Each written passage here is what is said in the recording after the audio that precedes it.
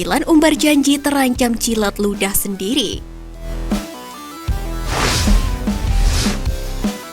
Layaknya tradisi jelang digelarnya Piala AFF edisi senior, Thailand kembali sesumbar jika mereka akan mengirimkan skuad U23 untuk Piala AFF 2022 mendatang.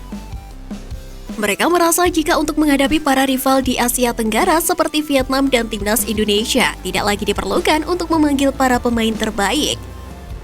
Thailand beralasan jika mereka ingin fokus mempersiapkan turnamen yang lebih besar dan bergengsi ketimbang Piala AFF.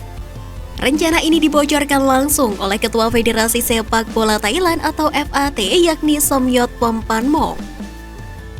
Menariknya, Thailand bukan kali ini saja sesumbar jika mereka akan mengirimkan skuad junior untuk Piala AFF. Hampir setiap Piala AFF akan digelar, hampir pasti FAT mengeluarkan pernyataan jika mereka ingin melakukan hal tersebut guna mengistirahatkan aset-aset top mereka. Hanya saja hingga kini penerapannya belum juga terlaksana. Thailand masih rajin memanggil para bintangnya tiap kali ajang 2 tahunan tersebut digelar. Contohnya saja di Piala AFF 2020 lalu di mana pelatih Alexandre Polking dapat memainkan Teraton Pungmatan, Sarah Yonyen, Titipan Puangchan, Terasil Dangda, dan Chang Natip Songkrasin di Singapura. Hanya ada 3 pemain yang masuk kategori U23 dan itu pun hanya 1, yakni Krit Sadakaman yang bisa menembus starting 11 secara reguler. Timnas Indonesia justru berbeda, tanpa gembar-gembor, Sintayong banyak memperdayakan pemain-pemain belia dan tidak hanya menjadikan mereka penghangat bangku cadangan. Sebut saja Witan Sulaiman, Asnawi Mangkualam, Elkan Bagot, Rahmat Irianto, Eki Maulana Fikri, Syahrian Abimanyu, Ramai Rumakik, Hanis Sagara, dan Rizky Ridho. Pemain dengan usia di atas 30 tahun yang mendapatkan jaminan starter hanya bek senior Fahrudin Arianto. Bahkan dia tidak diberi jabatan kapten utama karena adanya Asnawi. Maka dari itu Thailand seharusnya tidak perlu mengumbar janji untuk mengirimkan tim U23 ke Piala AFF 2022. Hanya untuk pamer jika level mereka sudah bukan di Asia Tenggara lagi.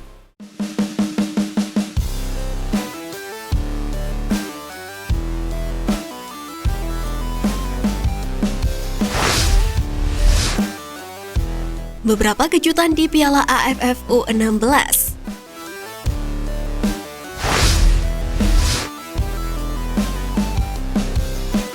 Pertama, negara lumbung gol. Turnamen Piala AFF U16 tahun ini tampaknya masih didominasi oleh negara-negara langganan yang kiprahnya sudah cukup terbukti di kawasan Asia Tenggara, seperti Indonesia, Thailand, Vietnam, hingga Malaysia. Negara-negara inilah yang mampu memoles level tim nasional berjenjang dengan baik, tidak hanya fokus untuk mengasah prestasi di tim senior. Sebab ada 3 negara yang merasakan hal itu, di mana mereka cukup kuat di level senior tetapi tidak dengan kelompok umurnya. Ketiga negara tersebut adalah Singapura, Filipina, dan Brunei Darussalam yang kiprahnya di Piala AFF U16 2022 ini sangat kacau balau. Singapura jadi lumbung gol di grup A bersama Filipina. Mereka sudah kebobolan 14 gol dalam 2 pertandingan, sedangkan Filipina sudah kemasukan 7 gol dari 2 pertandingan.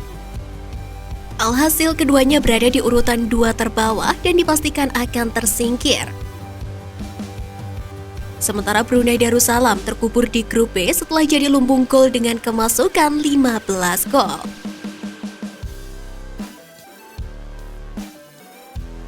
Kedua, Timor Leste pesta gol. Kejutan selanjutnya adalah kiprah Timor Leste U16 di Piala AFF U16 2022 ini. Dalam beberapa tahun terakhir, sepak bola mereka tampaknya semakin menunjukkan kemajuan yang sangat pesat. Hal ini ditandai dengan tim nasional mereka di level kelompok umur yang mulai berbicara. Negara yang pernah menjadi bagian dari Provinsi Indonesia itu menang 10-0 atas Brunei Darussalam. Itu merupakan kemenangan terbesar di turnamen Piala AFF U16 edisi tahun ini. Gol tersebut bahkan mengalahkan skor kemenangan besar timnas Indonesia U16 yakni 9-0 atas Singapura. Yang menariknya lagi, Thailand yang notabene adalah tim kuat hanya mampu menang 5-0 atas Brunei Darussalam. Ketiga, Australia kalah di laga perdana. Timnas Australia U16 yang digadang-gadang akan menjadi kandidat kuat juara, justru harus menerima pil pahit di laga perdana Piala AFF U16 2022 di grup C. Tergabung dengan Malaysia, Myanmar, dan Kamboja, Australia keok di laga perdana saat berhadapan dengan Myanmar. Mereka kalah tipis dengan skor 2-3. Padahal Australia bisa dibilang tim kuat karena mereka sudah pernah 2 kali memenangkan Piala AFF U16, yakni pada edisi 2008 dan 2016.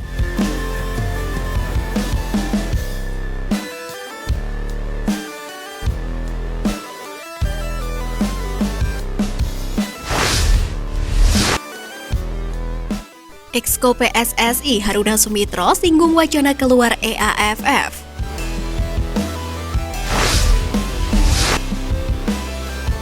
Hingga saat ini media sosial terus diramaikan oleh desakan pecinta sepak bola tanah air kepada PSSI untuk keluar dari AFF usai Piala AFF U19 2022 lalu.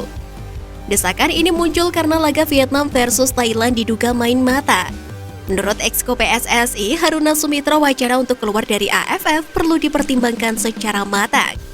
Dia juga menegaskan dasar untuk mengambil keputusan itu juga harus jelas. Dasarnya dulu apa? Kalau dasarnya emosional karena kita kalah tidak lolos di AFF kemarin, saya pikir juga nggak masuk akal. Tapi kalau ada dasar yang lebih fundamental, seumpama kita sebagai member AFF itu tidak mendapatkan privilege yang lebih bagus dari yang lain, saya pikir perlu itu dipertimbangkan, ucap Haruna Sumitra. Lebih lanjut, Exco PSSI mengatakan AFF bukanlah sebuah mandatori atau kewajiban seperti AFC atau FIFA. Sehingga pilihan-pilihan lain misalnya wacana untuk keluar dari AFF perlu dipertimbangkan lebih lanjut. Sebagai informasi, Haruna Sumitra sendiri merupakan salah satu Exco PSSI yang pernah menggegerkan jagat sepak bola Indonesia berkat statementnya yang menyinggung kiprah Sintayong bersama Timnas Indonesia. Hal tersebut dia lontarkan selepas Timnas Indonesia gagal menjuarai Piala AFF 2021 lalu.